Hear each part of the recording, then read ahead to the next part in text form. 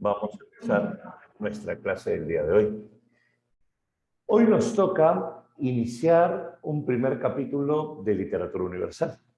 Hoy nos toca iniciar lo que corresponde al primer capítulo de Literatura Griega. Hoy nosotros vamos a conversar acerca de la literatura griega clásica y sobre todo de la Ilíada. Pero para ver este capítulo es necesario conversar sobre varias cosas, así que tienes que estar bien atento a lo que vamos a hacer hoy. Voy a tratar de hacerlo bastante sencillo para que este tema lo aprendas rápido, ¿ya? Y esto va así. Listo, a ver si se ve todo. Perfecto. Ya está, señores. A ver, te cuento. Nuestro tema, nuestra misión, nuestro trabajo el día de hoy consiste en hablar acerca de la Edad Antigua. Y si yo hablo acerca de la Edad Antigua, hablar específicamente de Grecia. Eso es lo que tenemos que hacer ahora. Hablar específicamente de Grecia. Si hablamos nosotros, escúchame bien, claro, aunque el término clasicismo no está bien dicho, tú sabes, ¿no? La terminación ismo significa orientado a o inclinado a. Y por lógica, los clásicos no imitan a los clásicos. Ellos son los clásicos. Por eso se suele hablar más que nada de literatura clásica. Se dice clasicismo a la literatura que nace en Francia en el siglo XVIII. Se le llama clasicismo a lo que tú y yo conocemos como neoclasicismo. Eso es clasicismo. Por ejemplo, San Marcos no utiliza la palabra clasicismo para nada, ¿sí? Por eso te digo, ten cuidado con el término. Bueno, empezamos entonces. Si hablamos nosotros acerca de lo que corresponde a la Edad Antigua y a Grecia Antigua, vamos a plantear algunas características y una pequeña línea de tiempo que nos ayude a entenderlo todo. ¿Listo? Por ejemplo, si hablamos nosotros acerca... Aquí empieza, ya está. Si hablamos nosotros acerca de la Edad Antigua, lo primero que yo tengo que recordar es que con Grecia vamos a estar ante una literatura bastante racional e intelectual. ¿Qué significa esto? La literatura griega es una literatura racionalista. La literatura griega es una literatura formativa, porque la literatura griega es una literatura y la cultura griega en sí de bastante profundidad, ¿cierto? Nosotros sabemos que en Grecia van a nacer las primeras e importantes preguntas metafísicas, como cómo se originó todo esto, hay algún orden en medio de tanto caos, hay alguna misión en esta vida, etcétera. Hay alguna vida después de la muerte. Los griegos se plantearon muchas preguntas metafísicas. Claro, Sócrates fue uno de ellos. Pero estas preguntas tienen dos opciones. Si tú conoces esto, ¿no? La pregunta es la base de la filosofía. Si tú encuentras una respuesta a esta pregunta, inmediatamente nace la ciencia. Cuando una pregunta filosófica tiene respuesta, se convierte en ciencia. Pero ¿qué pasa si en vez de encontrar respuesta, le inventamos respuesta? Si le inventamos respuesta, ya no es ciencia. ¿Cómo se llama? Literatura. Para ser exactos, mitología. El término mito, tú sabes qué significa mentira. Precisamente la literatura es aquella que va a inventar respuestas a las preguntas filosóficas. Eso es lo que vamos a hacer acá. Y eso es lo que te voy a contar hoy, bastante mitología. Vamos a ver. Los griegos, comúnmente se piensa, como los griegos tienen varios dioses, Dios del Olimpo, Dios del matrimonio, Dios de los ladrones de camino, Dios de la guerra, se cree que Grecia es teocentrista, porque tú sabes que la palabra teo significa Dios. Sin embargo, a pesar de tener varios dioses, tú sabes que Grecia es antropocentrista. Y la pregunta es, ¿cómo es posible que un pueblo con tantos dioses sea antropocentrista? Y es bastante fácil, porque en Grecia, a nivel formal, a nivel exterior, los dioses son antropomorfos. Físicamente los dioses tienen forma de hombre, ¿cierto? Y segundo, a nivel de fondo, a nivel de tema, los dioses también van a tener forma humana. Los dioses mienten, los dioses roban, los dioses estafan, los dioses son infieles. Entonces, formalmente e internamente, ¿a quiénes se parecen los dioses? Los dioses se parecen a los hombres. Entonces, ¿quién es el modelo? Entonces, ¿quién es el centro? ¿A quién vamos a imitar? Obviamente, al hombre. Eso es lo que vamos a tener nosotros aquí. El hombre va a ser el centro de todo. Es por decirlo así. No es que en Grecia el hombre se siente imagen y semejanza de Dios y quiera ser como él, sino que hasta el Dios se parece al hombre. Ese es el mensaje que vamos a tener nosotros dentro de esta etapa. ¿Está fácil hasta acá? Perfecto. Dios al ir, ¿cómo que Dios al ir, Wilson? Así, al ir, con ese término, bueno, confírmeme, ¿ya? Ahora sí, ¿qué pasó? ¿Qué pasó? Dije algo que no debía. Al ir, no entendí. Bueno, ya. Ya. Ok, perdón, no sabía. Ya lo entendí. Ok, vamos, escucha. Ya, no te distraigas. Si hablamos nosotros acerca entonces de Grecia, por ahí vi una palabra interesante llamada fatalismo. En Grecia hay algo interesante. Esta literatura tiene un propósito. ¿El propósito cuál es? Educar, ¿cierto? La literatura griega persigue un fin didáctico. La literatura griega persigue un fin que es la educación. Y si la literatura griega persigue un fin didáctico, la literatura griega persigue un fin educativo, esta literatura griega no te habla del presente, no te habla del futuro. La literatura griega está basada en mitos. ¿Qué significa que la literatura griega está basada en mitos? La literatura griega es mitológica. Los escritores o los autores griegos no inventan. Los escritores o los autores griegos recopilan. Ese es el detalle. Los autores o escritores griegos no inventan, más bien recopilan mitos y leyendas. Y si hablamos nosotros acerca de esto, en Grecia lo que vamos a tener es que los mitos tienen a un personaje poderosísimo. Los mitos tienen a un personaje sumamente importante. ¿Quién es? Es el Dios más poderoso de todos. Más poderoso que Zeus, más poderoso que Cronos, más poderoso que Alir todavía, sí, más poderoso que Alir. Es el Dios al que todos le tienen miedo, tanto dioses como hombres y titanes, todos. El Dios más poderoso es el Dios que no parece hombre, es el Dios que no tiene cuerpo, es el Dios omnipotente, omnipresente, omnisciente. Ese es el Dios que vamos a ver. Tú no tienes cuerpo, Anderson, ¿cómo es eso? Ahora, te cuento. Por lo de hombre. Ya. No, Anderson no parece hombre, ok. Qué buena. Ya, entonces, ¿cómo se llama ese Dios? Se llama el destino. El destino, el hado del destino, es lo más parecido a un Dios no griego, como casi el cristiano, omnipotente, omnipresente, omnisciente. ¿Por qué? Porque todos nacen con el destino, hombres y dioses. El destino, ¿por qué? Porque el destino en Grecia es inexorable, inevitable, incambiable. Nadie puede modificar su destino.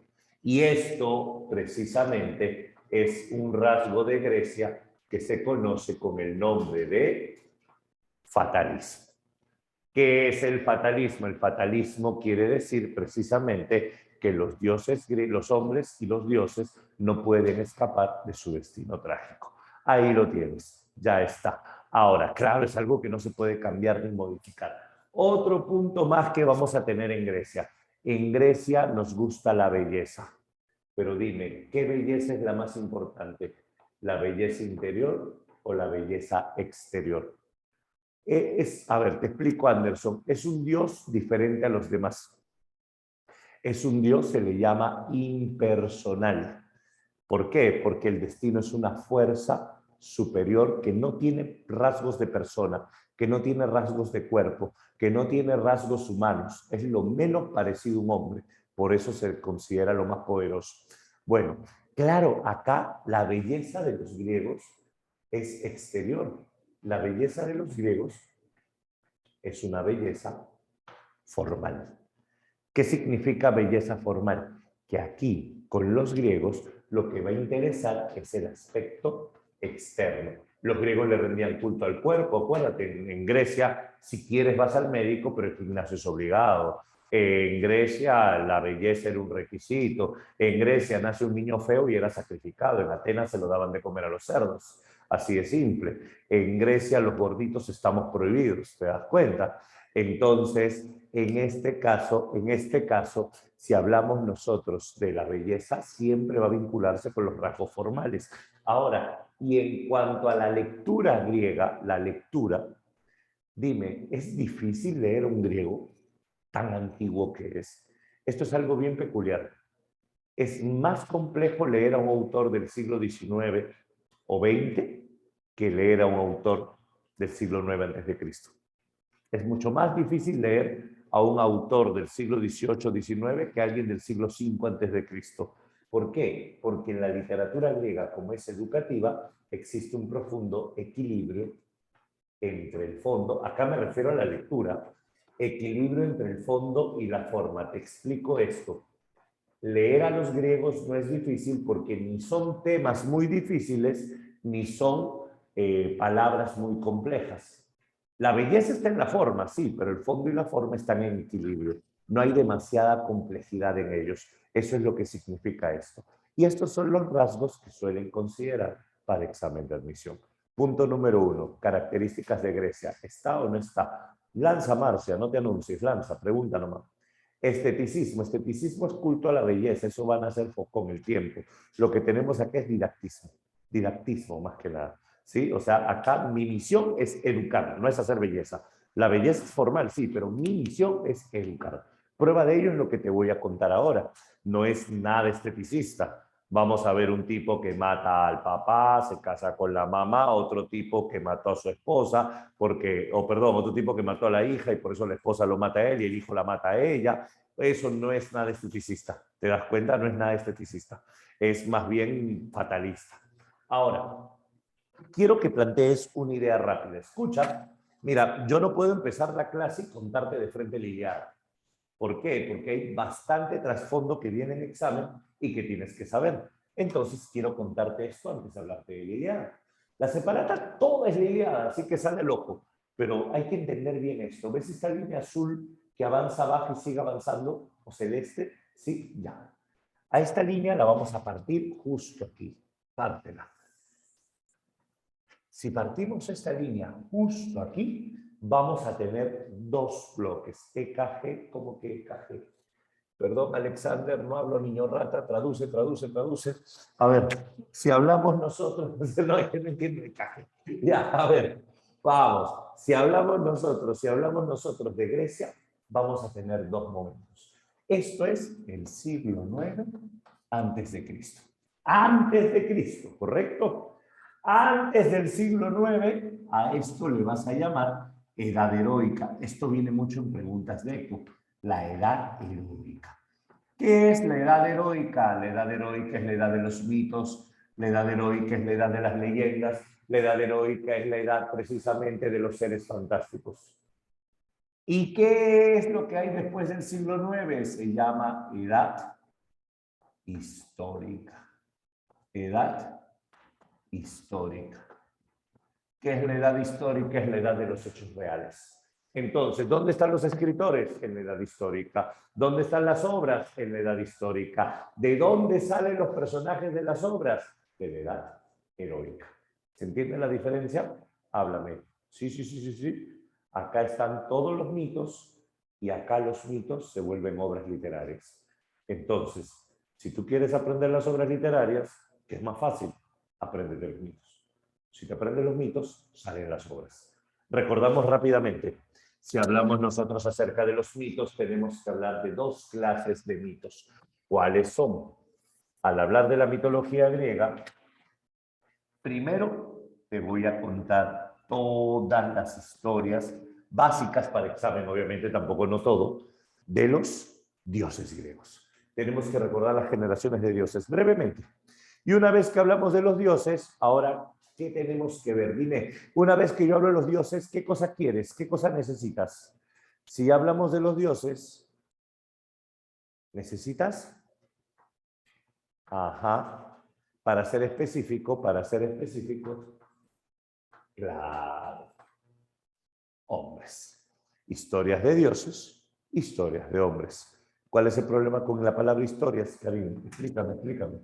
A ver, si hablamos nosotros acerca de esto, y mujeres, ay, a ver, ya, perdóname por lo poco inclusivo. Entiende el término hombres como varón y mujer. Hombres como varón y mujer. Aunque en la mitología griega, los griegos van a ser bien astutos, bien inteligentes. ¿Por qué? Los griegos saben cosas. No sé por qué, pero en la mitología griega casi todo lo maligno es mujer. En la mitología griega casi todo lo tenebroso es mujer. Piensa en los seres mitológicos más aterradores, son mujeres. Ya lo vamos a Medusa. ver, ¿sí? Ya lo vamos a ver. Los griegos saben cosas. A ver, vamos, te cuento rápidamente. Si hablamos nosotros acerca de los dioses, el primer punto que vamos a tener. Toda la mitología griega comienza con caos.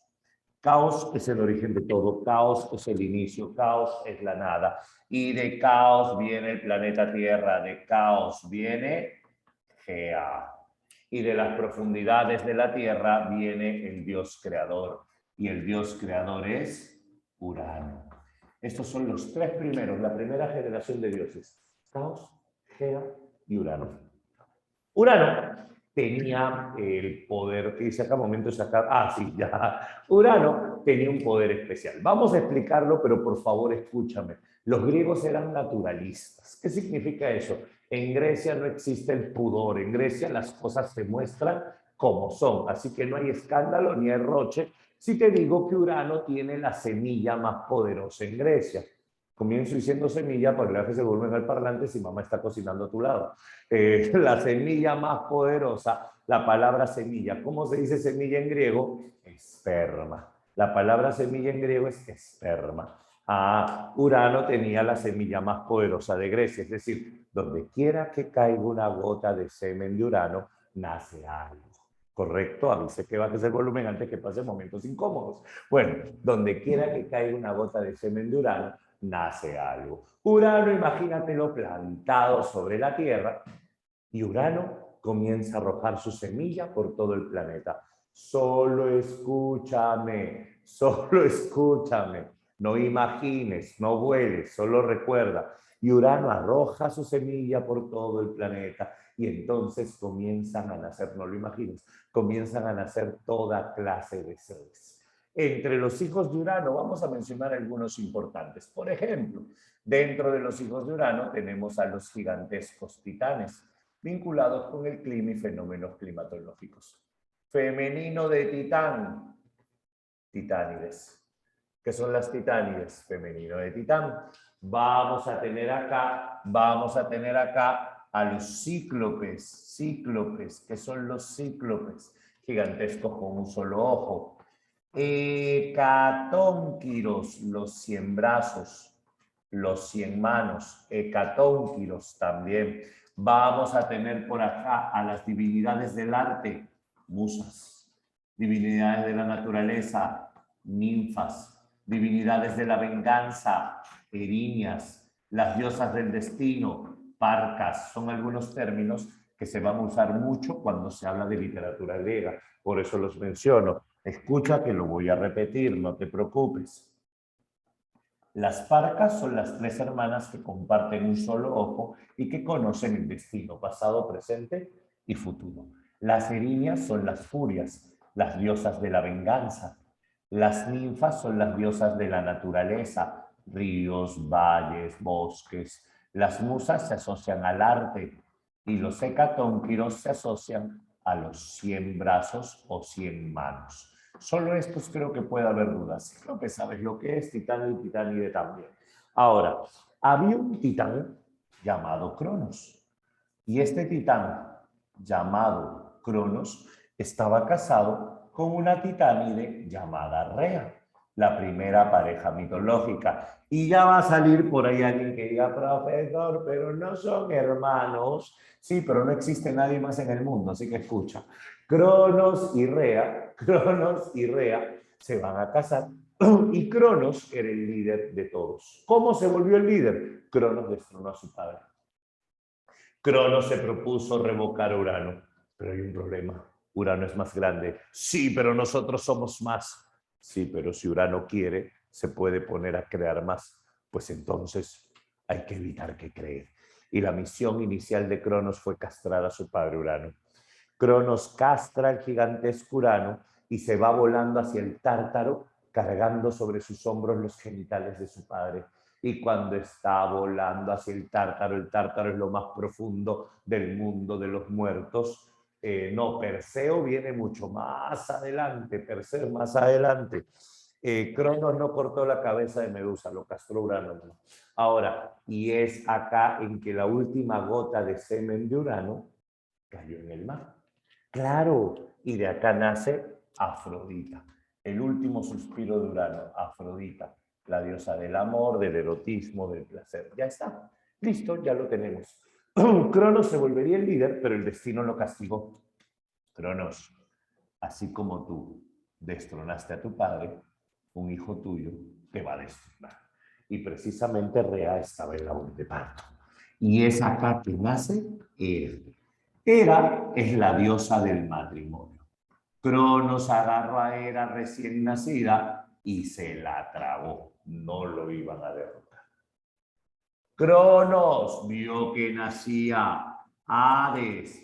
Hades sería el dios del inframundo. ¿Y qué hizo Cronos? Se lo tragó. Cronos vio que nació Poseidón. Poseidón se convertiría en el dios del mar. ¿Qué le hizo? Se lo tragó. Se tragó a Demeter. Demeter es la diosa de los cultivos. Y se tragó a Hestia, la diosa de la casa, del hogar, casa con S. Y entonces Cronos se tragó a todos sus hijos. Creyó. Hasta que nace Zeus. Zeus sería el dios del Olimpo. Y cuando nace Zeus, a la madre le da pena. La madre decide envolverlo y dárselo a las ninfas. Y es allí donde la madre le da una roca a Cronos. Y Cronos se traga la roca pensando que era su hijo. Cronos se sintió a salvo, pero en realidad Zeus se preparó para la batalla. En realidad Zeus fue creciendo para ese momento. Zeus le pidió ayuda a los cíclopes y a los hecatónquiros y ellos dijeron, si no vienes con tus hermanos no puedes liberarnos. Cronos los había escuchado, los había encerrado precisamente en la entrada del mundo de los muertos.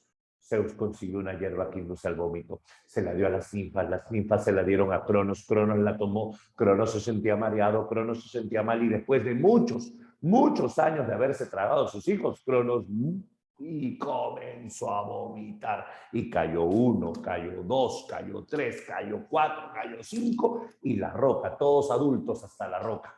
Y de entre las sombras aparece Zeus con su armadura. Y Zeus se presentó como el sexto hijo. Y Zeus le declaró la guerra a Cronos. Esta guerra, precisamente, sería la guerra de los cíclopes, perdón, de los olímpicos contra los titanes. La titanomaquia. Titanomaquia. Esta sería la primera guerra mitológica. Luego de Zeus vendría la cuarta generación. ¿Quiénes son? Guerra Santa, no, eso es Edad Media. ¿Quiénes son la cuarta generación de Dios? La cuarta generación de dioses, todos serían hijos de Zeus. Por ejemplo, Zeus con Hera tuvieron a Ares, el dios de la guerra. Zeus con Metis, Atenea. Atenea es hija de la primera esposa de Zeus, una titánide llamada Metis, que salió embarazada. Y cuando salió embarazada, escúchame bien, cuando salió embarazada, a Zeus le dio pena, le preocupó un mito. El destino dijo, si Metis sale embarazada por segunda vez, su hijo destronará a Zeus. Así le dijo, si Metis sale embarazada por segunda vez, su hijo destrona a Zeus. Hay un detalle importante. En el destino existen dos formas. El destino enfático, te va a pasar esto, y el destino condicional, sí te pasará esto. Y entonces en ese momento, inmediatamente Zeus no quería que lo destronen. Así que Zeus agarró a Metis, la primera esposa, y aprendiendo del papá, Zeus se comió a su primera esposa. Pero Zeus la masticó para que no salga. Y al masticarla, precisamente, Zeus resultó absorbiendo el poder de Metis, la astucia. Y Zeus resultó absorbiendo el embarazo de Metis. Y Zeus, por mucho tiempo, le dolía la cabeza. Hasta que cansado cae y los dioses le abren la cabeza con un hacha. Y cuando le abren la cabeza con el hacha, de la espuma del cerebro, o sea, de la cabeza, sale Atenea adulta, sí. Hola, papi. No, es la hija de Zeus, la favorita, el embarazo de Zeus prácticamente, Atenea. Tienes, por ejemplo, acá los mellizos, hijos de Zeus con Leto. Apolo, dios del oráculo de la belleza. Apolo es el sol, dios de las flechas. Apolo es el papi de los dioses, dios de la música. Apolo es guerrero, es músico, es sabio, es el papi de los dioses. Apolo simboliza la belleza estética. Y la melliza de Apolo se llama Artemisa, la diosa de la cacería, la diosa de las amazonas, es una diosa guerrera también. Tenemos nosotros acá, por ejemplo, a Hermes, el hijo de Zeus con Maya, el mensajero, el que tiene alas en las zapatillas, aquel que es un dios de los ladrones de caminos también. Hefestos, el único dios feo, el dios del fuego, los volcanes, el dios que hace la armadura de Aquiles. Y tenemos a Dionisio, el dios del vino y desenfreno. Esto es en cuanto a generaciones de los dioses. Primera, segunda, tercera y cuarta generación. ¿Estamos bien hasta acá? Sencillo y facilito. Esos son los dioses. Segundo, tenemos los hombres. Si hablamos nosotros acerca de los mitos de los hombres, acá hay dos capitales griegas que vamos a mencionar. Grecia se va a dividir en dos momentos. Depende de la capital, Grecia cambia de nombre. ¿Cómo es eso? La primera capital griega va a ser Creta. Por eso el primer periodo mitológico se llama periodo cretense. El periodo cretense tiene como capital a Creta. Y la segunda capital se llama Micenas. Por eso el segundo periodo mitológico se va a llamar periodo micénico. Me interesa el segundo, pero te menciono brevemente el primero. Cuando yo digo periodo cretense, obviamente la capital es Creta. Cuando yo digo periodo cretense, el rey se va a llamar Minos. Y te acordarás que el rey Minos de Creta estaba casado con la reina Pasifae. Te acordarás que el rey Minos de Creta tenía un hijo llamado Androgeo, que lo mataron en Atenas por ser muy buen atleta, y tenía una hija llamada Ariadna. Y te acordarás que Minos odiaba a Atenas, y cuando el dios Poseidón, ¿qué cosa no ves, Rosita? No entiendo, ¿qué no ves? Y cuando el dios Poseidón le regala a Minos un enorme toro blanco para que lo sacrifiquen 7 días, Minos no lo hace. Y Minos, la pizarra está borrosa. A ver, los demás, ¿se ve la pizarra o es el internet rosa? Confirmen, confirmen. Si se ve, si se ve. A ver, Rosa, trata de ver tu señal de internet. Quizás te ha bajado la señal o hay algún problema. Se ve normal, dice. Ya, confirma. Si no, te recomiendo sales y vuelves a entrar. A veces se regula. ¿Listo? Ya, escúchame. Cuando le regalan el enorme toro Minos, Minos le da pena y Minos no lo mata. Y entonces Poseidón lo castiga. Y Poseidón hace que su mujer le sea infiel. Y la mujer, ¿cómo le es infiel? Lo engaña con el toro. Y tantas tardes Pasífae pasó con el toro. Y tantas tardes, Pasífae estuvo cerca del toro, le pidió al inventor de Dédalo que le haga una armadura en forma de vaca, y entonces Pasífae resultó embarazada del toro. Y Pasífae dio a luz a un niño, mitad hombre, mitad toro, llamado Asterión, al que le pusieron por nombre el Minotauro, el toro de Minos. La pregunta es, ¿por qué Creta es la capital? Fácil. Creta es la capital de Grecia no porque tenga grandes guerreros. Creta es la capital de Grecia no porque tenga ejércitos, no existen los ejércitos. Si Creta es la capital de Grecia es porque todos le tienen miedo al Minotauro. Ese es el detalle, el Minotauro. Ahora, ¿y qué diferencia hay con Micenas? En Micenas ya nacen los ejércitos. La ciudad se llama Micenas o también se llama Argos. Y en Micenas o Argos ya tenemos los ejércitos. ¿Qué sabemos acerca del periodo micénico? Te cuento. En este periodo micénico, el rey se va a llamar Agamenón. Agamenón está casado con una reina. La reina se llama Clitemnestra. Y Agamenón y Clitemnestra son los reyes de Micenas. Y según la mitología, vamos a tener 3 hijos. Orestes, Electra e Ifigenia. Y para que Agamenón gobierne Micenas tranquilo, tendría que conseguirle un reino a su hermano, porque si no, pelearían por el reino. El hermano de Agamenón se llama Menelao. Y para que no haya problema, a Menelao le consiguió a la hija del rey de Esparta, a Helena.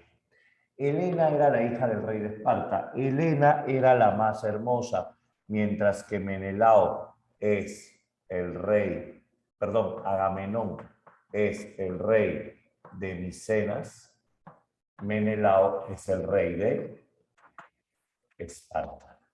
Menelao estaba casado con Helena y es aquí, en esta época, donde desde el otro lado del mar, de una isla llamada Ilión, que es la capital de Troya, un príncipe troyano se llevó a su esposa.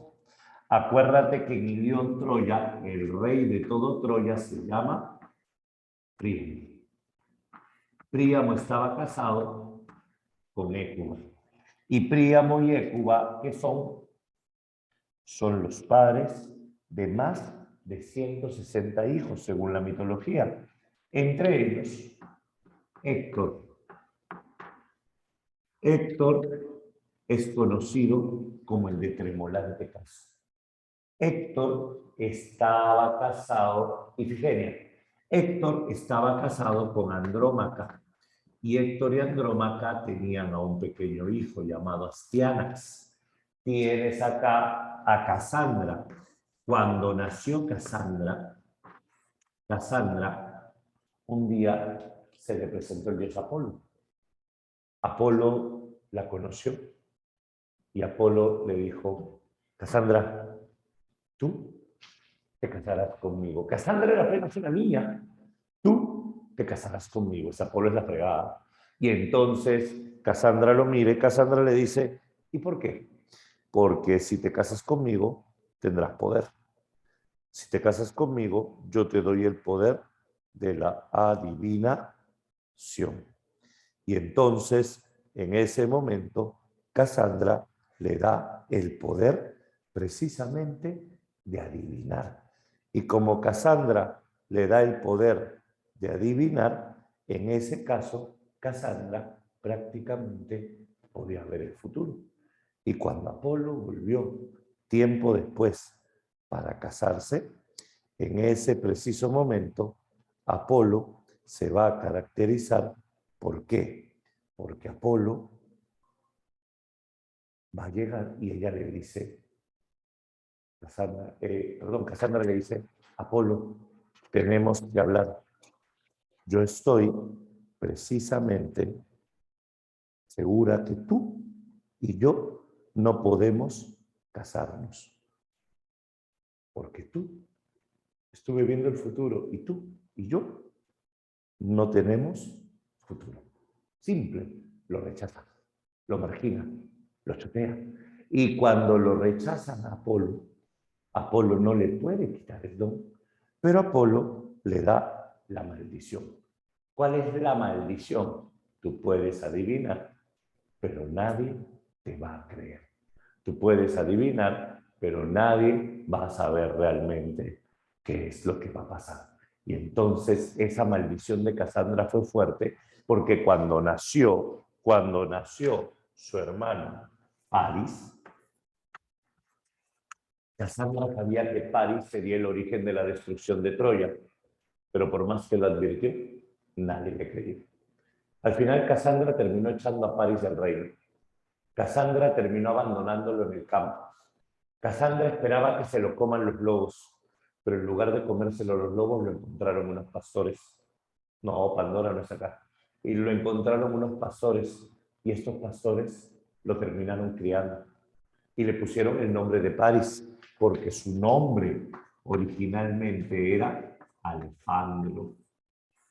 Y este Paris se crió en el campo, y mucho tiempo después, Paris volvió. Pero cuando Paris volvió, volvió reconocido, y Paris al final terminó recibiendo pues los honores que se merecen.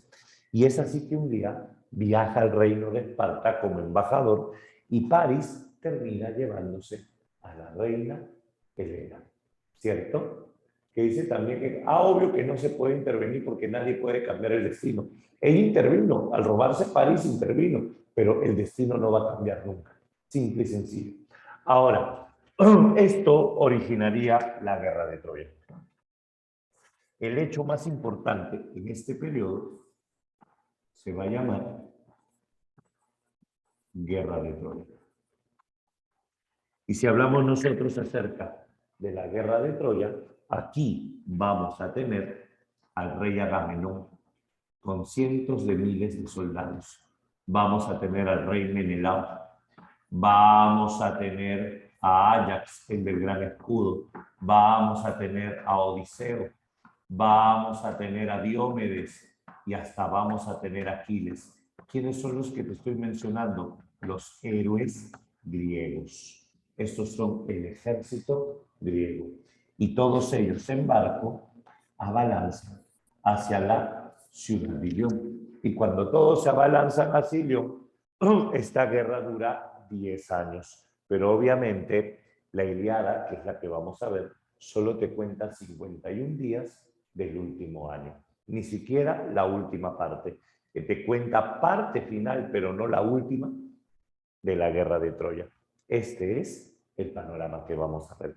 Hasta aquí, ¿se entiende de qué trata el periodo micénico? ¿Estamos bien? Cuéntame. Sí, sí, sí. Perfecto, estamos bien con la hora. Perfecto. Ahora sí, vamos a ver. Algunos detalles rápidos. ¿Qué cosas tengo que saber aquí? Mira, dentro de esto, todo lo que estoy mencionando es la edad heroica. Y a partir del siglo IX, todo lo que viene es la edad histórica. ¿Qué significa? La edad histórica es la que tiene que ver con los hechos reales. Repetir los nombres ya. Te menciono. Agamenón es el rey de reyes, pastor de hombres, el jefe supremo de todo Grecia. Menelao es el rubio caro a Hades. Menelao es el hermano de Agamenón, esposo de Helena. Ajax es el del gran escudo. Ajax es el guerrero que tiene un escudo que pesa como 10 hombres. Odiseo es el diestro en ardides, el astuto. Diomedes es el que hiere a los dioses, le corta la cara al dios Ares, la mano Afrodita. Y Aquiles, el de los pies ligeros. Patroclo no es héroe. Patroclo no es héroe. Al decir héroes me refiero a los reyes. Todos ellos son reyes. Acuérdate que en Grecia existían normas. Por ejemplo, un dios no podía herir un héroe. A ninguno de ellos podía herir un dios, por ejemplo, ¿no? Es una regla. En cambio, a Patroclo sí, Apolo lo golpeó en la cabeza y la espalda, ¿te das cuenta? Porque Patroclo no era héroe. Esos son héroes, ahí está la diferencia. Ahora, un detalle, esto que está acá es el mito nada más. Vámonos a lo real. Si hablamos de Grecia real, tenemos tres momentos. Tres momentos. ¿Cuáles son los tres momentos? Primero, periodo jónico. ¿Qué es el periodo jónico? El periodo jónico es el primer periodo de Grecia. Eso los dioses y dioses de que son, es necesario memorizarlo todo. Bueno, en realidad nada es necesario y todo es importante. No, o sea, no hay memoria acá. Acuérdate que el examen de admisión es DECO. DECO no interesa la memoria. Es entender nada más lo que estamos planteando y que puede servir en cualquier pregunta, tú nunca sabes. Vamos. Periodo jónico, primer periodo, segundo periodo, periodo ático y tercer periodo, periodo alejandrino. Son tres periodos los de Grecia. ¿Listo? Hablemos pausadamente. Si hablamos de estos tres periodos, solo me interesan los dos primeros, ¿correcto? Solo me interesan los dos primeros. Atento, simplemente comprende la idea. Lo que necesitas es comprenderlo. Memoria no es necesaria. Mira, si hablamos del periodo jónico, ¿por qué es importante? Porque en el periodo jónico nace la monarquía, los reyes. En el periodo jónico, la literatura es oral.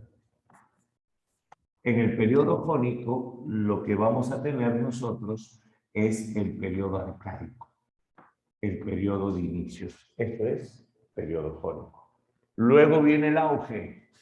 El periodo ático, la forma de gobierno, es la democracia.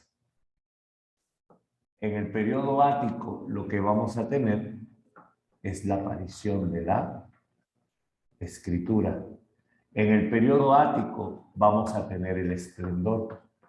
Y este esplendor se llama siglo de Pericles. Así le vas a llamar, siglo de Pericles. Luego viene la decadencia. Y claro, las guerras médicas están acá antes, claro. Y bien, las decadencias viene el periodo alejandrino. El periodo alejandrino es el periodo de decadencia. En este periodo, Roma conquista Grecia. Para tu examen de admisión, las dos primeras. Nada más que las dos primeras. Si hablamos del periodo jónico, un autor, Homero. Si hablamos de Homero, con Homero nosotros vamos a tener dos textos. Primero, Ilíada, y segundo, Odisea. Hasta el examen de admisión pasado, la Odisea es el único texto que está en el prospecto. Pero, si te basas en los cambios que hace la Pre San Marcos, en el actual ciclo de la Pre han incorporado la Ilíada. Recién, después de mucho tiempo, en el actual ciclo de la Pre San Marcos, han incorporado la Ilíada, lo cual significa que es muy probable que en el último examen también venga la Ilíada. En el próximo examen también venga la Ilíada, porque vaya a estar en el prospecto. Así que nosotros por eso vamos a ver ambas, Ilíada y Odisea. ¿Listo? Otro punto, por si acaso, todos los mitos de Grecia, esto es cultura general, todos los mitos de Grecia están contados por Hesiodo. ¿Quién es Hesiodo? Te cuento. Hesiodo, en este caso, va a ser el autor de la Teogonía. ¿Qué es la Teogonía? La Teogonía habla sobre los mitos griegos. La Teogonía habla sobre el origen de los dioses, Caos, Gea, Urano, hasta la muerte de Odiseo, hasta después de la guerra de Troya. Te plantea todo el compendio de mitos, la Teogonía. Y también tenemos aquí los trabajos y los días. Los trabajos y los días es un manual de agricultura. Esto es lo básico, por si acaso lo menciono. Luego viene el esplendor. En el esplendor, en el periodo ático, vamos a tener, sobre todo para el examen de admisión, la tragedia. La comedia solo la vamos a ver de contexto, pero la tragedia es importante. Y si hablamos nosotros de la tragedia griega, en la tragedia vamos a tener, por ejemplo, Esquilo, y a Esquilo lo vamos a ver con la Orestiada, vamos a tener a Sófocles,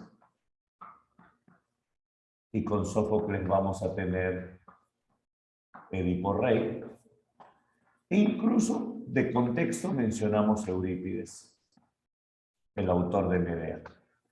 Para tu examen de admisión, Esquilo y Sófocles. Sobre todo, Esquilo y Sófocles. Lo más importante, Sófocles. Esquilo no está directamente en el prospecto, pero lo vamos a comparar con Sófocles.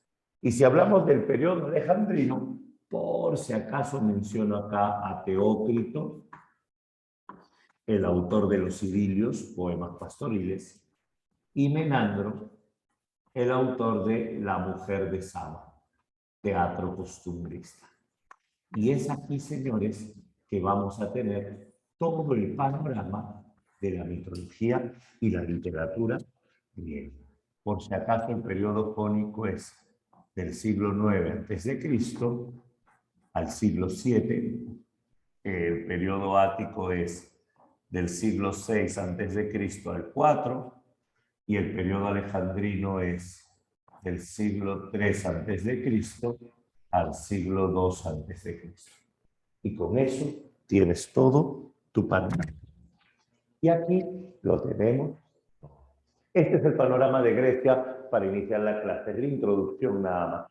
Dime hasta acá. ¿Se entiende? ¿Está claro? Cuéntame, cuéntame. Sí, sí, sí. Voy viendo para tomarte la foto. Perfecto.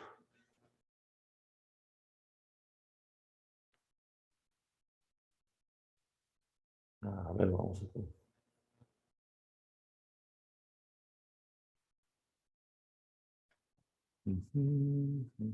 Más cerca. A ver. Ahí. Ahí sale derecho. Listo. Y con esto tenemos el panorama.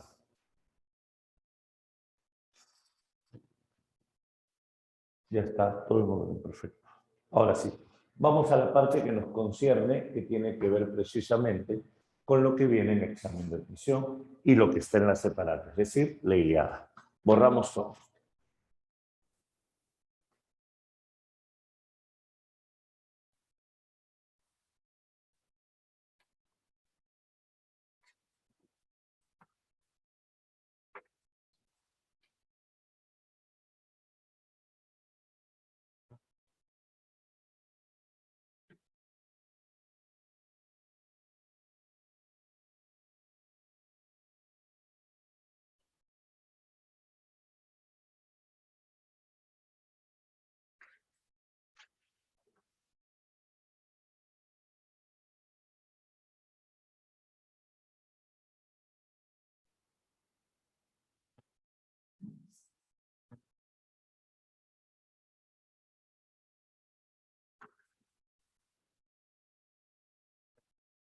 A ver, lo que tenemos que conversar a partir de ahora es específicamente Homero, es decir, todo lo que está en la separata.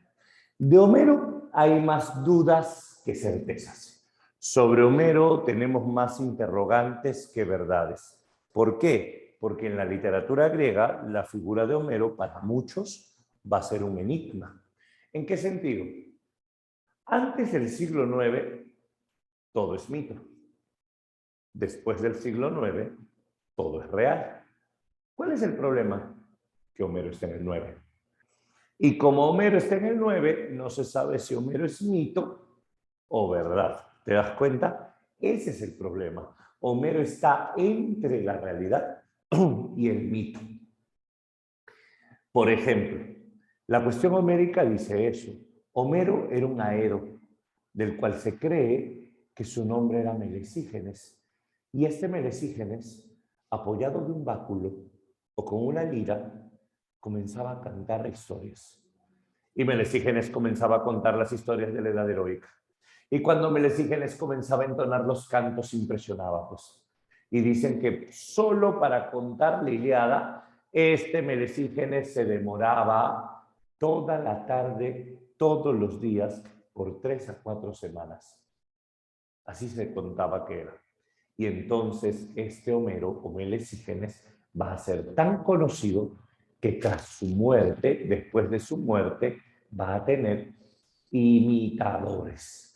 Los imitadores de Homero se van a llamar homéridas. Si Homero era un aedo, ahorita voy a anotar eso, Homero era un aedo, los homéridas o imitadores eran rapsodas. Y estos rapsodas o imitadores entonaban los cantos de Homero y los fueron adaptando de acuerdo a su realidad. Entonces, si en algún momento Homero fue el autor de sus obras, ¿qué hicieron los rapsodas? Alteraron estas obras. Y entonces tener la obra real de Homero va a ser casi imposible, ¿cierto? Tener la obra real de Homero va a ser casi imposible. Y en el siglo V a.C. aproximadamente aparece un hombre, Pisístrato, un tirano ateniense. Y este tirano ateniense envió a Solón para que recopile los poemas de Homero. Solón se encargó de la recopilación. Y Solón creó un libro llamado Poemas Homéricos. Y este libro se difundió. Este libro fue importante, pero hubo un problema. Solo era uno, estaba adaptado. Y entonces cuentan que hasta los niños aprendían a leer con Homero. Y así comienza a difundirse. Pero en un momento determinado, siglo II antes de Cristo, mira, desde el 9 al siglo II, estamos hablando de casi 700 años, siglo II antes de Cristo, aparecen los sabios de la Biblioteca de Alejandría. Y los sabios de la Biblioteca de Alejandría van a precisamente escribir o editar los poemas de Homero. Y estos sabios de la Biblioteca de Alejandría se van a caracterizar porque ellos primero dividieron los poemas en 24 cantos. Segundo, además de dividir los poemas en 24 cantos, se encargaron de acomodar los versos, se encargaron de censurar algunas ideas, se encargaron de corregir algunas cosas. Y estos sabios de la Biblioteca de Alejandría, en un momento determinado, van a ser los que creen dos libros, Ilíada y Odisea. Ilíada y Odisea. Y es así como nacen los famosos poemas homéricos, la Ilíada y la Odisea. Entonces, cuando tú compras la Ilíada y la Odisea, tú no compras la Ilíada y la Odisea de Homero. Cuando tú compras la Ilíada y la Odisea, tú compras la Ilíada y la Odisea de muchas personas que pasaron por muchas manos, no solo las de Homero. Es por eso que existe la enorme duda. ¿Homero existió u Homero no existió? Y eso es lo que la historia llama cuestión homérica. ¿Correcto? Ahora, de los poemas, de las epopeyas de Homero, hay dos textos que nos interesan: la Ilíada y la Odisea. La Ilíada, que es el canto a la guerra, la Odisea, que es el canto a la paz, la Ilíada, que es el canto a la batalla, y la Odisea, que es el canto al retorno de Odiseo. Hoy vamos a conversar acerca de la Ilíada y la próxima semana nos toca conversar acerca de la Odisea. Así está planteado el sílabo. Entonces, si hablamos nosotros acerca de la Ilíada, vamos a diferenciar de la Odisea por una cosa. Mientras que la Odisea es más moderna, la Ilíada es más tradicional. Un ejemplo. En la Ilíada vamos a tener el narrador omnisciente. La Ilíada es una epopeya que se divide en 24 cantos. La Ilíada tiene verso hexámetro. En la Ilíada vamos a hablar acerca de la cólera de Aquiles. En la Ilíada vamos a tener nosotros el canto a la guerra, y es dentro de esta obra llamada Ilíada donde vamos a tener 51 días del último año de la guerra de Troya. La Ilíada no te cuenta toda la guerra de Troya, tan solo te cuenta, repito, 51 días del último año de la guerra. ¿Por qué se llama Ilíada? Por la ciudad de Ilión. ¿Qué tiene la ciudad de Ilión? Es la capital de Troya. Acuérdate que cuando París estaba en Troya aparecieron Atenea, Hera y Afrodita con una manzana que había arrojado la diosa Eris, la diosa de la discordia. Y Atenea, Hera y Afrodita se le presentaron y le ofrecieron la manzana. Y entonces París, cuando observa esto, la manzana era para la más hermosa. Y París tenía que escoger a una. Hera le dijo, si tú me das la manzana a mí, yo te doy poder. Atenea le dijo, si tú me das la manzana a mí, yo te doy sabiduría. Afrodita le dijo, si tú me das la manzana a mí, yo te doy a la mujer más hermosa. Y obviamente París tenía que escoger entre sabiduría, poder y la más bella. Y París le dio la manzana a Afrodita, haciendo así que Afrodita le entregue a Helena, por lo cual se origina la guerra de Troya. Todo por la manzana de la discordia. Esta guerra fue funesta, pero algo terrible pasó. Todos los héroes estaban listos para ir a la guerra. Todos tenían sus cientos de miles de barcos. Y el único que no podía zarpar era Agamenón. A Aquiles, su mamá casi no le da permiso, pero al final aceptó. A Odiseo no quería ir porque acababa de ser papá, pero lo convencieron. Pero en el caso de Agamenón, el problema fue feo. La diosa Artemisa no lo dejaba salir. Y como Artemisa, claro, Aquiles fue a la guerra, obvio, si no, no habría Ilíada. Cuando Artemisa precisamente se enteró que Agamenón iba a ir a la guerra, Artemisa le mandó tormentas y le dijo, tú no vas. No lo quería dejar ir. Y le dijeron, Agamenón, la diosa Artemisa quiere un sacrificio. Maten 100 toros, no Agamenón. La diosa Artemisa quiere sacrificio humano. Maten 100 soldados, no Agamenón. La diosa Artemisa quiere que tú mates a tu propia hija, a la más chiquita, a Ifigenia. Si quieres ir a la guerra, mata a tu hijita. Y entonces Agamenón tenía que escoger entre ser papá y ser rey. Y dijo, traigan a mi hija. Cuando le llevaron a la hija, Agamenón en ese preciso momento fue caminando. Agamenón, cuando le llevaron a la hija, subió al monte Tauride. Mi pequeña, tú sabes que yo no haría nada que no fuese por el bien del reino.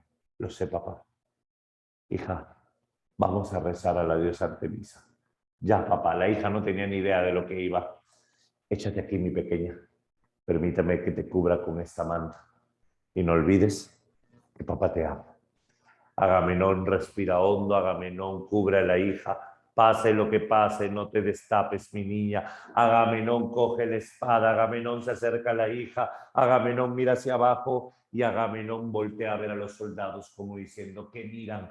Todos le dieron la espalda y Agamenón entonces con la espada entre los brazos levanta las manos y Agamenón asesina a su hija. Cuentan que fue una lágrima, el resto fue rabia, el resto fue ira. Y esa ira, Agamenón se la lleva a Troya. Y cuando Agamenón se la lleva a Troya, por eso Agamenón es el destructor de ciudades. Isla griega la que llega, todos los hombres muertos, mujeres y niños repartidas. Y al final le prendían fuego a la isla. Y así es como Agamenón fue conquistando diversas islas. Solo le faltaba la capital, Ilión. Es ese el antecedente para entender la guerra de Troya. A ver, hablemos. ¿Qué te pide el examen hoy? El examen te pide que te vayas al periodo jónico. Si hablamos nosotros acerca del periodo jónico, lo primero que tengo que recordar, el periodo jónico es del siglo IX a.C. al siglo VII a.C. Si hablamos de este periodo jónico, nosotros vamos a tener aquí la figura de Homero. ¿Qué sabemos acerca de Homero?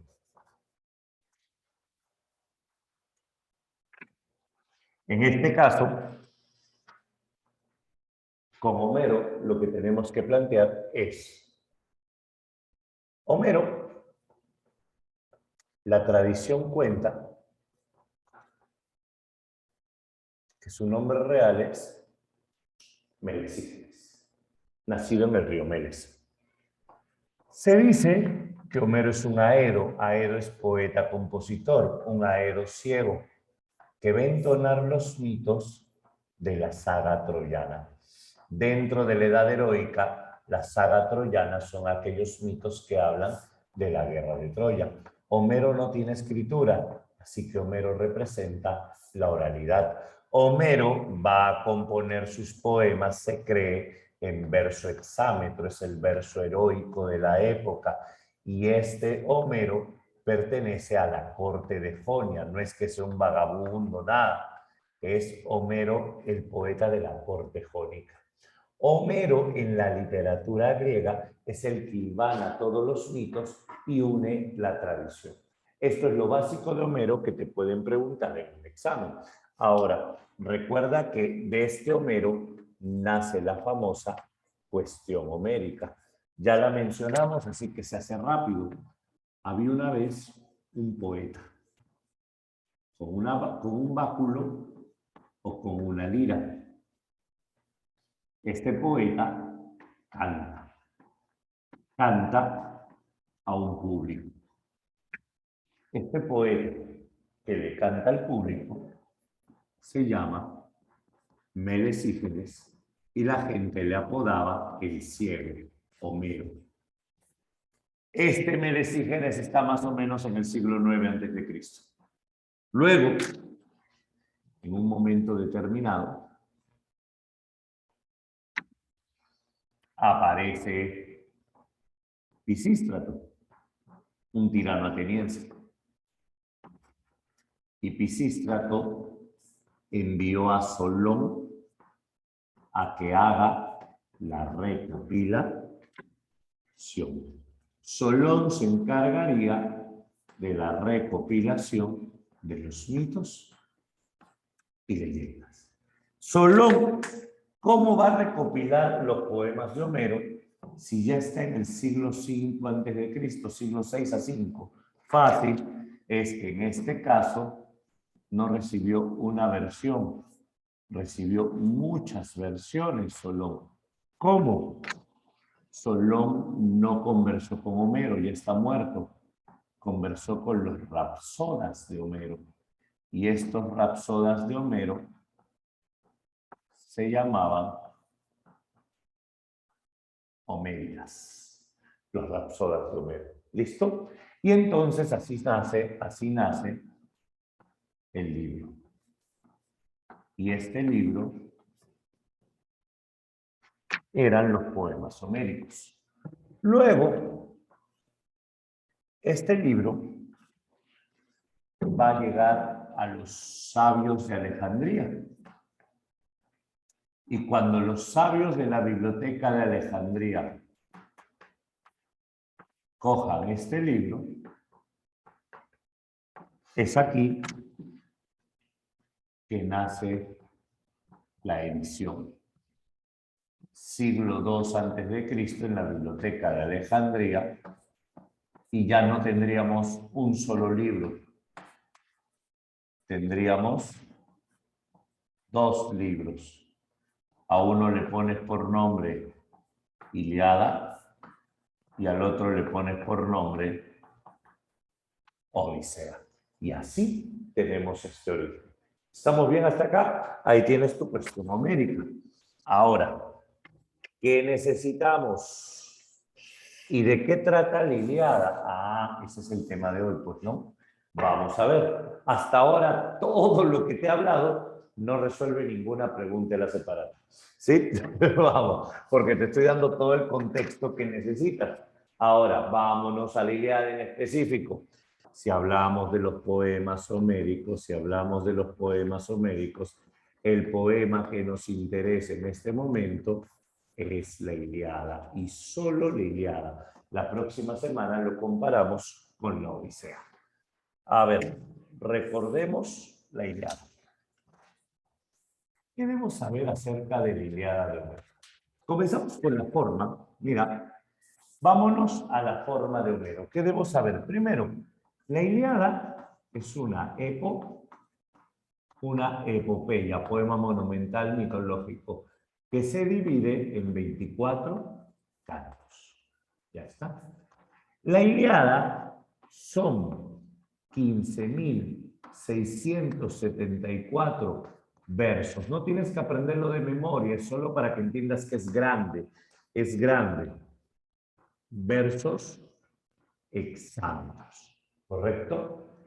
La Ilíada se va a caracterizar porque en su composición tiene narrador omnisciente. ¿A qué le llamamos narrador omnisciente? Tercera persona gramatical. La Ilíada desarrolla un manejo del tiempo lineal. ¿Qué es un tiempo lineal? 51 días del último año de la guerra de Troya. La Ilíada. La Ilíada se caracteriza ¿por qué? Porque el único escenario va a ser la ciudad de Ilión. ¿Dónde queda Ilión? La capital de Troya. Y si te preguntan, ¿cuáles son las dos figuras literarias más usadas por Homero? Ah, eso es facilito. Las dos figuras literarias más usadas por Homero son el epíteto y el símil. Vamos a recordar brevemente. Epíteto y símil. Símil huyó como un jabalí herido, se defendió como un tigre protegiendo a sus crías. A eso le llamamos símil. Pero la que más preguntan a veces es el epíteto. Alguna vez en admisión también ya se ha considerado, así que vamos a recordar. Claro, hay dos clases de epíteto. El epíteto adjetivo, broncíneas lanzas, cóncavas naves, pero el epíteto que más viene es el epíteto apodo. Aquiles,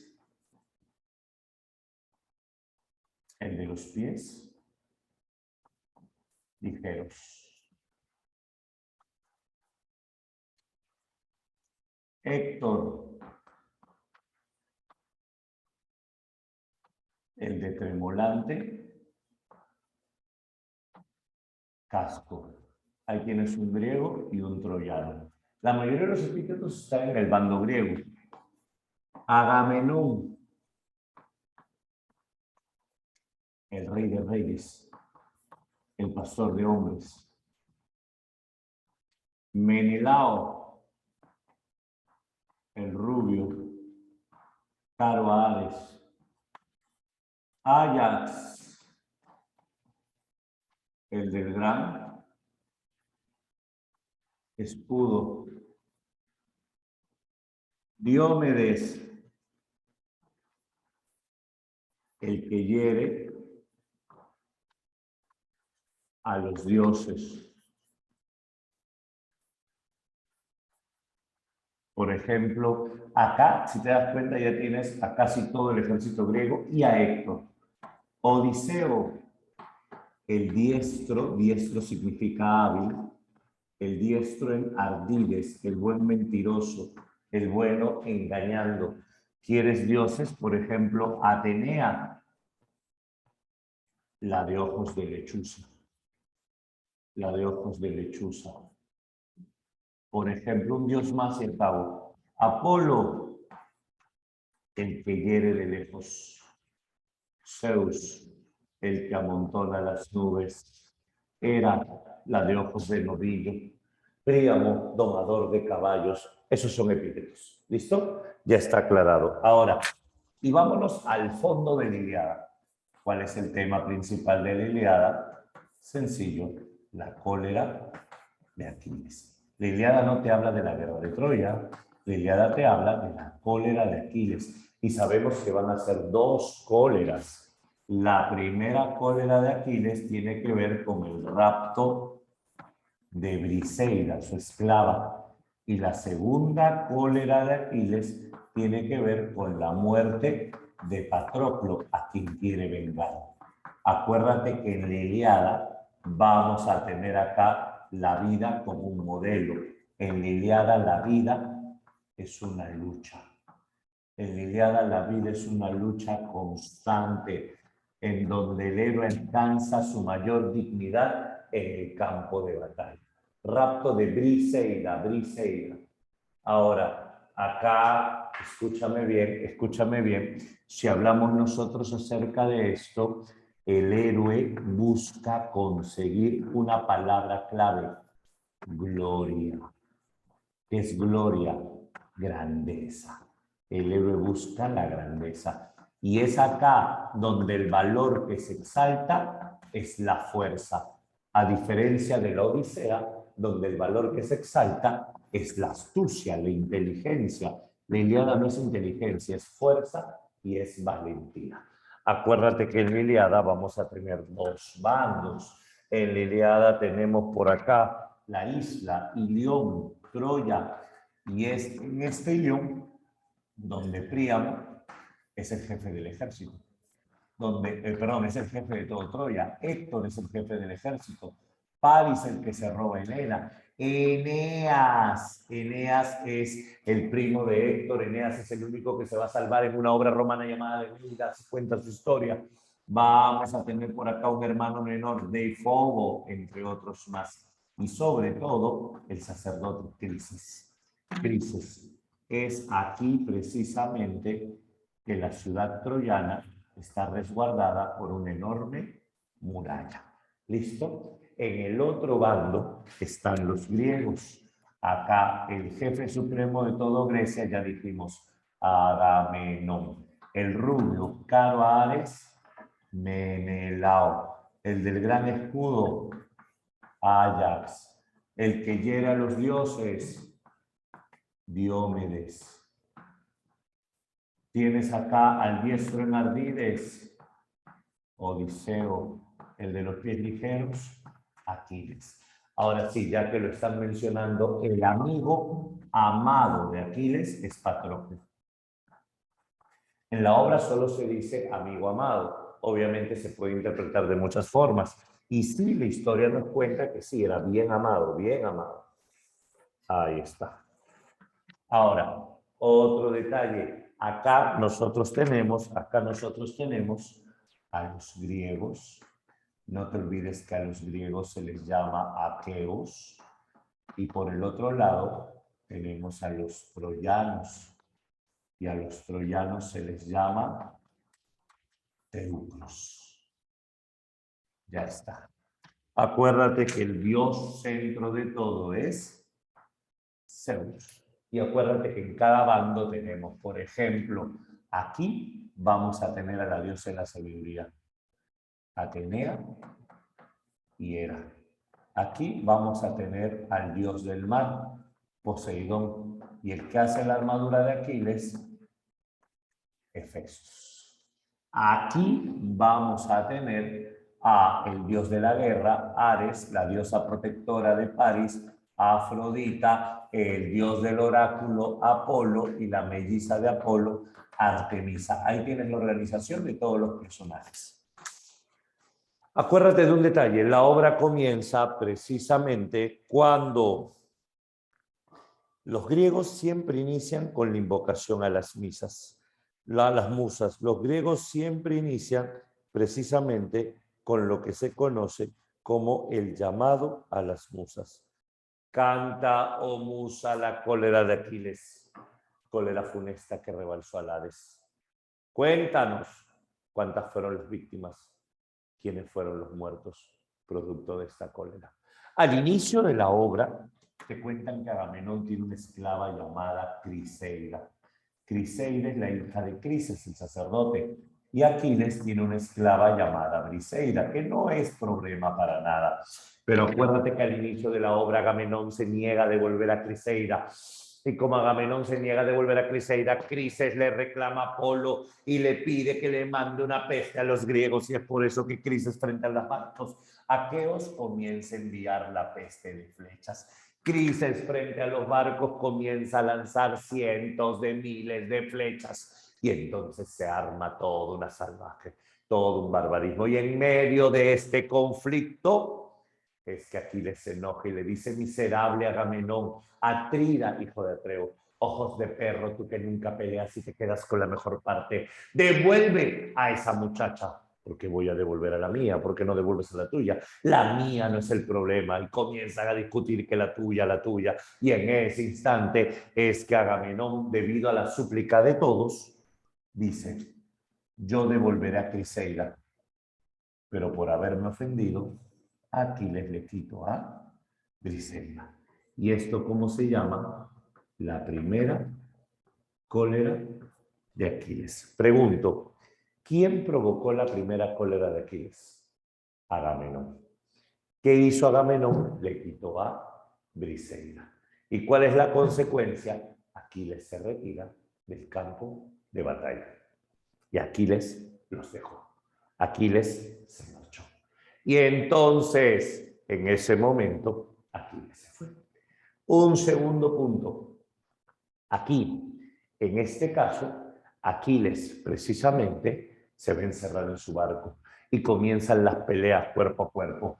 Primera pelea cuerpo a cuerpo importante. Zeus va a apoyar a Aquiles. Zeus va a hacer que los griegos vayan ganando. Y cuando Zeus haga que los griegos vayan ganando, en este preciso momento, en este preciso momento, Menelao se va a enfrentar con Paris. Primera pelea cuerpo a cuerpo. Y cuando Menelao y Paris se enfrenten, Menelao lo va a humillar a Paris, Menelao lo va a patear a Paris, Menelao coge la lanza, Menelao le dice: muere, quita mujeres, y le arroja la lanza. Y en el momento en que Menelao le arroja la lanza a Paris, precisamente Paris desaparece. Afrodita se lo lleva. La lanza se clava en el suelo. Y en ese momento Menelao dijo: esto es trampa, denme a Helena. Pero Afrodita también se llevó a su amada Helena, trofeo de guerra. Y entonces, en ese preciso momento, Héctor dijo: disculpen a mi hermano, si quieren, yo peleo por él. Pero pelear contra Héctor no es tan fácil. Y es allí precisamente en que Ajax pelearía contra Héctor. Segunda pelea cuerpo a cuerpo. La primera, Menelao y Paris. En el momento en que Ajax pelea contra Héctor, Ajax finge que lo va a golpear a Héctor en la cabeza. Héctor levanta los brazos para protegerse. Ajax lo patea en las piernas y Héctor cae al suelo. Y cuando Héctor cae al suelo, en ese momento Ajax grita: mi lanza, le arrojan la lanza. Ajax tiene la lanza en la mano, solo basta con hacer esto y acabó toda la guerra de Troya. Y en el momento en que Ajax está a punto de bajar los brazos, suenan un par de truenos y cada quien se marcha. ¿Por qué? Porque todos los días la guerra acababa aproximadamente al atardecer. Sonaban un par de truenos y después de los truenos nadie puede matar. Entonces sonaron los truenos y cada quien se fue por su lado. Imagínate, Ajax le saca el pie a Héctor, le da la mano, lo levanta, se despide de él y cada quien se marcha. Guerra a nivel griego, ¿cierto? Guerra a nivel griego. A la mañana siguiente, no, es que es simple, si Ajax mataba a Héctor, eso no le convenía a Aquiles. Y Zeus, apoya a Aquiles. Por eso lo hizo. Entonces, en ese momento, vamos a tener que a la mañana siguiente quemaron el barco de Ajax. Y como quemaron el barco de Ajax, si queman los barcos ya no pueden volver. Entonces había que hacer algo. Y es en ese momento en que Patroclo le pidió su armadura a Aquiles. Obviamente, Aquiles no quiso. Patroclo le pidió la armadura porque era la única opción. Y Aquiles aceptó, pero con una condición. Hasta aquí nomás. Y Patroclo aceptó. Patroclo aparece en el campo de batalla Y en el momento en que Patroclo, vestido de Aquiles, aparece en el campo de batalla, Patroclo hace que los troyanos huyan. Patroclo hace que los griegos peleen más fuerte. Y cuando están cara a cara, Patroclo mira a los griegos. Y los griegos le gritan, vamos Aquiles, vamos. Y Patroclo comete soberbia. Y Patroclo llegó hasta la fortaleza. 3 veces Patroclo pateó las puertas de Troya y 3 veces las puertas permanecieron cerradas hasta que Apolo lo reconoce. En el momento en que Apolo lo reconoce, Apolo invisible le golpea en la espalda, Apolo invisible le golpea en la nuca.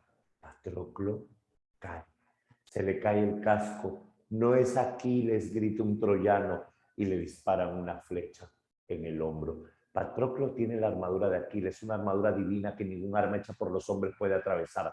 Sí, pero justo acá en el hombro no había armadura en la intersección. ¿Qué tal puntería? Le atravesaron el hombro. Patroclo está mal herido. Y en el momento en que Patroclo está mal herido, precisamente es allí donde, claro que sí, espera, no te apures, Nelson. Es allí donde viene Héctor a pelear. A ver, calcula, te ha pegado un dios, no cualquier cosa, y tienes una flecha atravesada en el hombro, o sea, no puedes mover el brazo, y viene Héctor a pelear contigo. ¿Qué va a pasar? Obviamente ese compa ya está muerto, ¿cierto? Patroclo sería asesinado y esta sería la segunda cólera de Aquiles. Entonces, repasemos algunas ideas. ¿Quién provocó la primera cólera? Agamenón, ¿sí? Lo mató. ¿Y quién provocó la segunda cólera? Héctor. ¿Qué le hicieron en la primera cólera? Agamenón le quita a Briseida. Y en la segunda cólera, Héctor asesina a Patroclo. Y es por eso que la segunda cólera de Aquiles va a hacer que Aquiles vuelva. Claro, Aquiles lloró y lloró tan fuerte que su mamá en el fondo del mar lo escuchó. La mamá salió y le prometió traerle una armadura nueva para que vaya a vengarlo. El dios Hefestos le hizo una armadura nueva a Aquiles. Aquiles apareció en el campo de batalla y en el momento en que Aquiles aparece, los griegos, los troyanos, todos se polarizan. En este instante Aquiles está recorriendo el río Escamandro y el río cobra vida. Aquiles trataba de pelear contra el río y no podía. Y de pronto Hefestos viene y comienza a evaporar el río. Los dioses pelean entre ellos y los hombres también. Obvio, las películas no adaptan todo. Los dioses pelean entre ellos y los hombres también. Y es allí que Aquiles lo ve a Héctor. Y Héctor comienza a huir. Y 3 vueltas dieron alrededor de la isla. Aquiles, el de los pies ligeros, persiguiendo a Héctor, el de tremolante casco. Hasta que el hermano de Héctor aparece. Pero no era el hermano de Héctor, era la diosa Atenea disfrazada de Deifobo. Y le dijo, Héctor, juntos lo venceremos, Héctor, ven, entre los dos le ganamos, los dos vamos a ganarle. Y Héctor, creyendo que de verdad era su hermano Deifobo, se detuvo. Y Héctor lo miró a Aquiles y le dijo, ya no iré más de ti, hijo de Peleo, te enfrentarás a mí y a mí, y a mí, y se dan cuenta que estás solo. Y es en ese momento donde dice, veo que los dioses te favorecen, nos enfrentaremos. Y Aquiles se enfrenta contra Héctor. Aquiles se da cuenta que Héctor trae la armadura divina y entonces Aquiles con la lanza le atraviesa la garganta. Cuando Héctor cae herido con la garganta atravesada, Héctor solo dice jadeando, devuelve mi cuerpo. Y Aquiles dice, no, tú serás carne para perros y pasto de aves. Te arrancaré la piel y te profanaré el cuerpo. Y Héctor, mirando al horizonte, solo dice, Aquiles, cuídate de la cólera de los dioses, porque se acerca el bien que una flecha lanzada por mi hermano París y guiada por el dios Apolo va a acabar con tu vida. Dicho esto, Héctor murió. Héctor murió anticipándole su destino a Aquiles. Dicho esto, Héctor murió.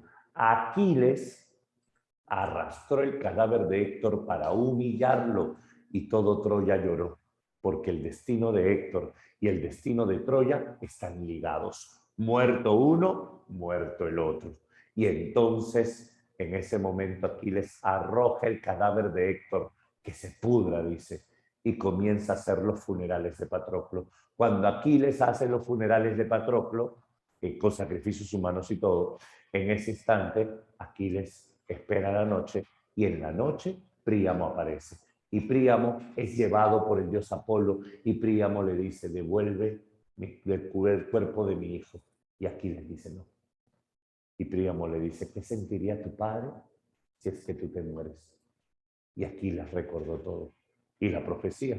Y Aquiles al final le dijo, llévatelo. Realiza sus funerales. Y cuando estos acaben, tú y yo volveremos a ser enemigos. Y las palabras de Príamo simplemente fueron, tú y yo nunca hemos dejado de ser enemigos. Y eso se llama los funerales de Héctor. El fin de la Ilíada. La Ilíada tiene como tema la cólera de Aquiles, por eso la Ilíada no te cuenta la muerte de Aquiles, la Ilíada no te cuenta el caballo de Troya, la Ilíada no cuenta nada de eso. La obra termina con los funerales de Héctor, solo 51 días del último año de la guerra de Troya. Eso es toda la Ilíada. Lo demás forma parte del mito. Vamos a la... Si muere, claro, si muere, pero no en ningún libro, en ningún libro. Bueno, en la Teogonía se alude nada más, es parte de la mitología. ¿Ya está? Listo, señores, empezamos con todo. Empezamos con todo. Vamos con la separata. ¿Ya la tienes? 1. Señala el valor de verdad o falsedad de la Ilíada. Vamos. Es una epopeya religiosa, ya la mataste, ¿cierto? Compuesta en verso hexámetro, religiosa no. Religiosa se le suele llamar a la Divina Comedia. Entonces, no, la primera sería falsa. Se le considera el poema de la paz, no, el poema de la guerra. Poema de la paz se le suele llamar a la Odisea. Acá la vida es una lucha. ¿Está estructurada en 24 cantos? Sí. ¿Y el tema es la cólera de Aquiles? Sí, allá, uno de dos. 2. La Ilíada de Homero es la epopeya que narra episodios de la guerra de Troya. Sin embargo, su propósito no es narrar toda la guerra, sino algunos episodios. ¿Hablando de qué? De la cólera de... Ah, ya salió. Casa. 3.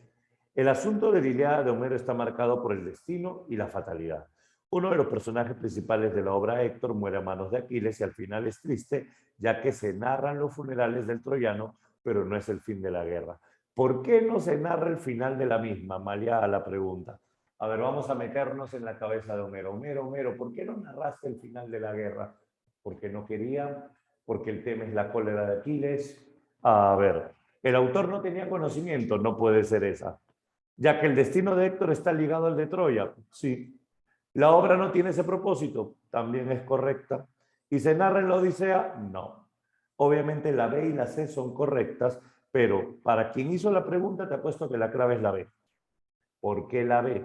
Lo que se está asumiendo es, acá San Marcos diría, se podría inferir, no es una pregunta directa, se podría inferir que no se narra el final de Troya. ¿Por qué? Porque al contar la muerte de Héctor, ya se sobreentiende la muerte de Troya. ¿Te das cuenta? Por eso se podría inferir. A lo que voy es, hay que precisar un poquito, pero sí, la clave sería la B. Y él es sucesor de Troya. Claro, obviamente Héctor es el jefe del ejército troyano. Se sobreentiende que muerto Héctor, pero sobre todo esto, Héctor es el troyano más fuerte. Muerto Héctor, nadie lo va a defender, solo la muralla. ¿Y cuánto dura la guerra? Hasta que logran entrar a la muralla. ¿Y qué es eso? El caballo de Troya. 4. Un acontecimiento fundamental de la Ilíada respecto al desenlace de la guerra. Desenlace dice de la guerra. Ah, obviamente, muerto Héctor, muerta Troya, era la misma pregunta. Dice desenlace de la guerra, no desenlace de la obra. La muerte de Héctor a manos de Aquiles. 5. Personaje principal de la Ilíada con respecto a Aquiles. No te está preguntando detalles de la Ilíada, sino de Aquiles. ¿Es un semidios hijo de Atenea? No. Aquiles es hijo de Peleo y Tetis. Los papás de Aquiles se llaman Peleo, un mortal, y la diosa Tetis. Esos son los papás de Aquiles. ¿Dio muerte a Héctor, príncipe troyano, hecho que es decisivo? Sí, sí, ya salió la clave. ¿El dios Hefesto le hizo las armas para que se defienda de París? No, de Héctor. Su muerte fue muy sentida por las tropas griegas, hasta sus caballos troyaban. No, la clave sería la única clave posible, borrico. 6. No es un concepto correcto sobre la Ilíada de Homero. El narrador invoca a la musa, sí. Es una epopeya heroica que habla de la cólera de Aquiles, sí. Los personajes valoran el honor, la máxima aspiración del héroe, no. La astucia del personaje principal es notable, no. Ya, otra vez, se mamut. En la C, para que sea, la clave es la D, para empezar. La clave es la D porque es la más desatinada, porque la astucia es la odisea. Pero para que la C sea correcta, en vez de honor, ponle palabra gloria. Ahí hay una precisión semántica. La palabra honor es una palabra medieval. La palabra gloria es una palabra antigua. Gloria significa grandeza. Quien hizo la pregunta cree que honor y gloria son sinónimos. Ten cuidado. Honor lo vamos a ver en la Edad Media. Corrige honor por gloria. La clave D, perdón. A ver, no, sí, la clave C. Corrige la C, sí, está bien. La clave es la D, pero en la C ponle gloria. 7. Comienza por la pregunta. ¿Dónde está? ¿Qué característica de la literatura griega se expresa en el fragmento? A ver, no me hables de rescate, ni lo menciones ni siquiera. Antes que a Patroclo le llegara el día, me era grato de abstenerme de matar a los troyanos, y fueron muchos los que cogí vivos y vendí luego. Mas ahora ninguno escapará de la muerte si un Dios le pone en mis manos delante de Dios, especialmente si es hijo de Príamo. Por tanto, amigo, muere tú también. ¿Por qué te lamentas de este modo? Murió Patroclo, que tanto te aventajaba. ¿No ves cuán gallardo y alto cuerpo soy yo, a quien engendró un padre ilustre y dio a la luz una diosa? Son los sacrificios humanos que está haciendo Aquiles en el funeral de Patroclo. Pues también me aguardan la muerte y el hado cruel. Acepta que él va a morir, destino. Vendrá una mañana, una tarde, un mediodía que alguien me quitará ya, pues el destino. Esa es la clave, el destino. Aquiles está aceptando que él también va a morir, así como ellos están muriendo. 8. Sigue leyendo porque la 8 es del mismo fragmento. Desfallecieron el corazón del Teucro soltando, teníamos brazos, Aquiles tajante la espada. Está describiendo la violencia y cogió el cadáver por el pie y lo arrojó al río. Ya. Héctor es asesinado por Aquiles, todavía no pasa eso. La presencia de epítetos cuando se nombra a los héroes, epítetos. Hado es la diosa protectora de Aquiles, no, el hado es el destino. Cuando dice Teucro se refiere a los troyanos, sí, 2-4, y Troya también era llamada Ilión, bueno, la capital de Troya, 2-4-5, casa. 9. El fragmento pertenece a la obra cuyo género es, el que más sufrió fue el rey Príamo, la Ilíada. La pregunta es, ¿a qué género pertenece la Ilíada? La Ilíada es una epopeya que pertenece al género épico. Dedo. 10. Marca lo correcto sobre los sucesos de la Ilíada. Caída y destrucción de Troya. No, eso no se cuenta en la Ilíada. Menelao y París, sí, la 2 es correcta. Furia del río Escamandro contra Aquiles, sí. Héctor lucha contra Ajax, sí. París rapta Helena, no, eso no aparece en la obra. Dedo. 11. No es un tema desarrollado en la Ilíada. Ya, pues la astucia. La astucia es un tema de la Odisea. 12. La Ilíada es un poema épico que canta la cólera de Aquiles. Demasiado fácil, la cólera de Aquiles. 13. La 13, 14 y 15 esto. Y a ambos lados de esto, Panto, muy discretos sentados los ancianos de ellos, la vejema, bravo, las cigarras que en medio del bosque, un árbol posadas, ya emiten una voz. Esto de acá es el funeral de Héctor, pues. Sobre el fragmento de la Ilíada de Homero, ¿qué se aprecia? Tipo de narrador. Ya. En la 13 marca D, pero otra vez corrige. No es extradiegético, es heterodiegético. La semana pasada también había una pregunta con el mismo error, ¿no? No es extra, es heterodiegético. Es decir, narrador omnisciente. Sobre el texto anterior se aprecia Nombres ligados a la mitología, no. Lucha, no, claro, la C, los nobles troyanos. Y la 15, la muerte de Héctor, ¿qué significa? El fin de Troya. El fin de Troya. ¿Cuál sería la clave de la 15? Habla, que le cayó agua a mi separate y se borraron las claves. La A. Ya. El fin de Troya. Solo sale la pregunta. El fin de Troya. Y con eso, muchachos, tenemos todo el panorama.